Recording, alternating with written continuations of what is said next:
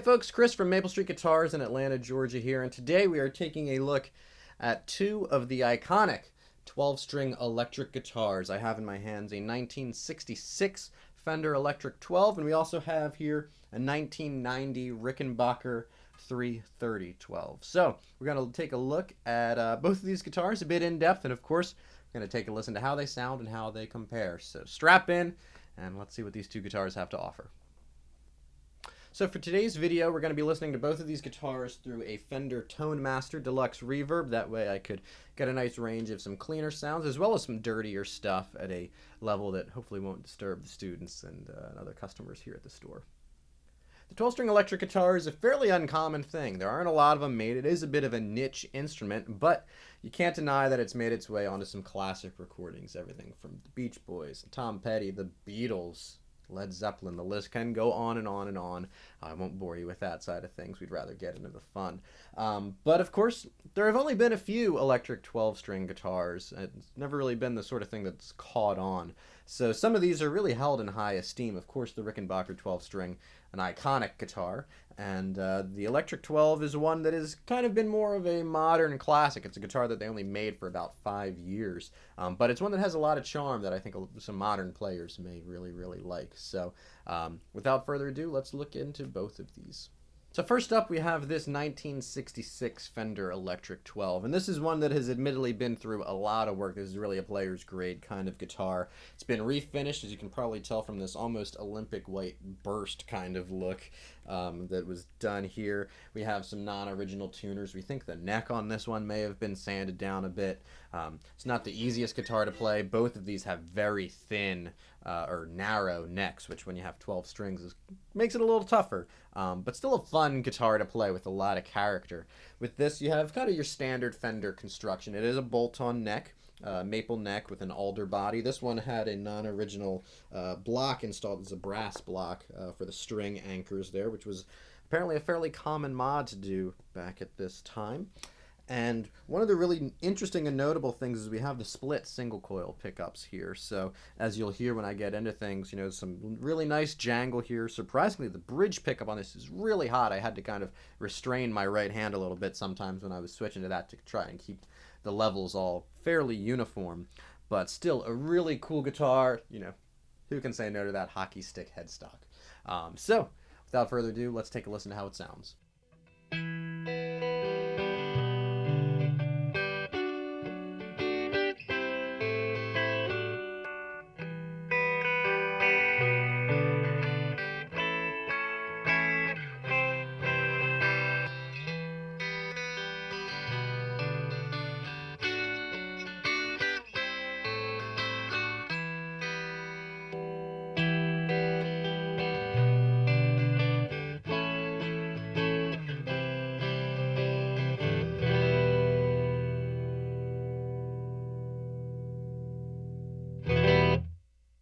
Here I have the Rickenbacker 330 12. The 330 is quite possibly the most popular of Rickenbacker's models, and it's easy to see why. It's a really cool guitar with a really kind of classy and classic look. This is a semi-hollow body. We have a maple laminate body here. Set neck construction and a 24 3/4 inch scale, so a bit shorter compared to the 25.5 inch that we have in the Fender. And also we have a 3-piece neck here, maple, walnut, maple.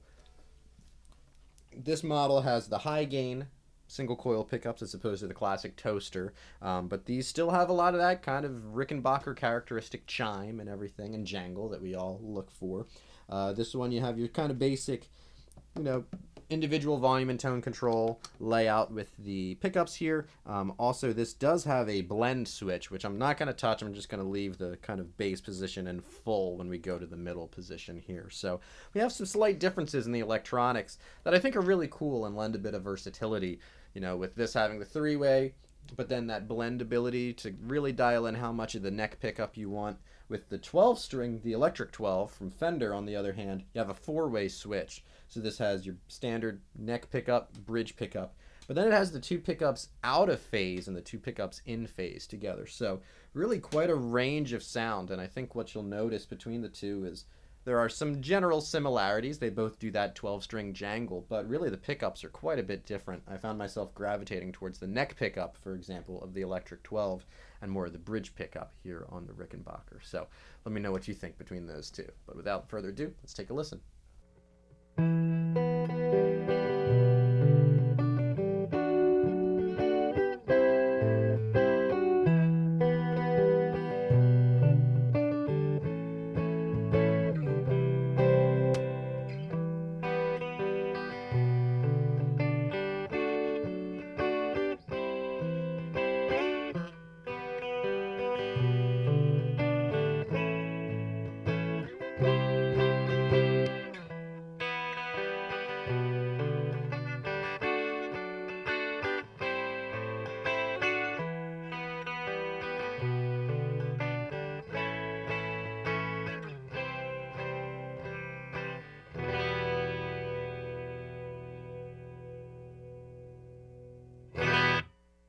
So now that we've taken a listen to both of these individually, let's go back to back and listen to really how they compare.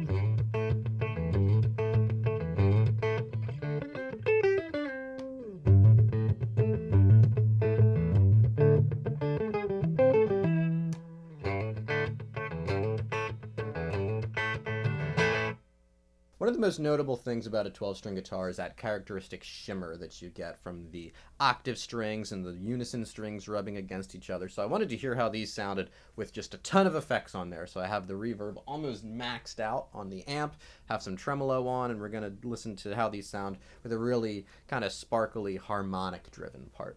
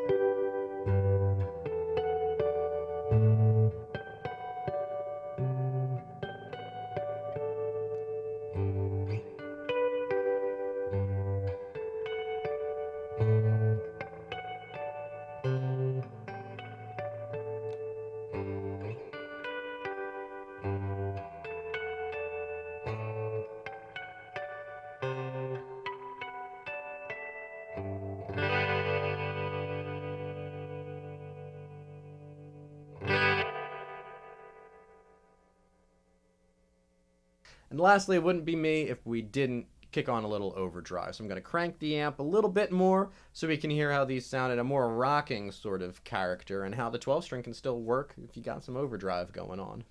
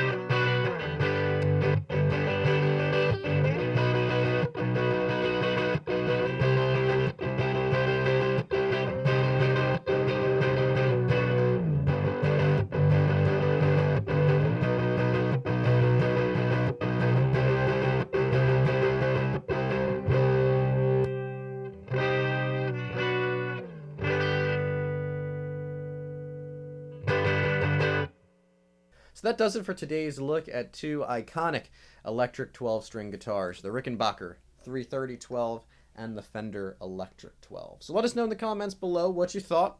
You know, which of these did you prefer? Are you a 12-string player? Are you an electric 12-string player? What might your favorite 12-string be? We're eager to hear. Of course, be sure to follow us on the social media. If you like anything that you saw or heard today, be sure to like and subscribe. Follow us on Instagram, Facebook, and of course YouTube. You're on here already.